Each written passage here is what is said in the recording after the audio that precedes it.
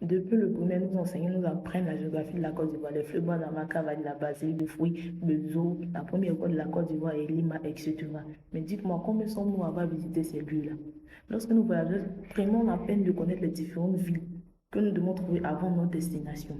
Comme nous sommes dans les cas, demandons à ceux qui sont près de nous, quel est le nom de cette eau? Trop, c'est trop. Je vous assure, essayons de sortir de nos villages, de nos villes, pour visiter ces lieux-là. En un jour, nous pouvons connaître les merveilles de la Côte d'Ivoire. C'est possible. Le plus gros risque, c'est de ne pas prendre de risques. Essayons un peu de laisser nous sortir à la française. Les supermarchés, se bosser, etc. Et les parcs, je sais pas, les parcs d'attractions. Mais même c'est un jour que nous laissons tous ces genres de choses-là de côté-là pour aller voir le zoo.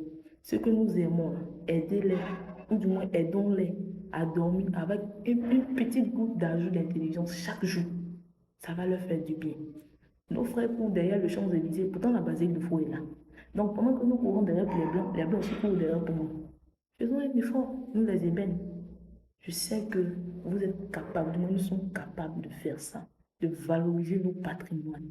Oui, nous allons aider nos petits frères, nos sœurs, nos enfants à connaître, ou du moins à accepter et à comprendre la réalité, la vérité qui se trouve dans les enseignements que nos maîtres de l'école nous ont donnés depuis le primaire au collège jusqu'à l'université. En SVT, il y a des enfants qui trouvent que le professeur il est gâté quand il commence à parler de leur sexualité, leur menstruation.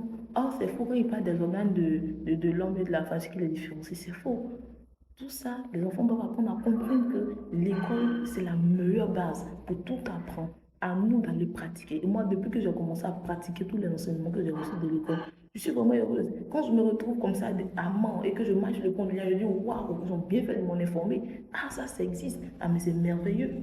Vous voyez. Donc, l'école, ce n'est pas des paroles en l'air. L'école, c'est une dictée pour te dire va à l'action. Parce que sans action, les paroles que tu as reçues ne sont rien. Même Jésus-Christ a dit, les paroles que je vous dis là, faites-en des actions et vous verrez les résultats. Merci beaucoup.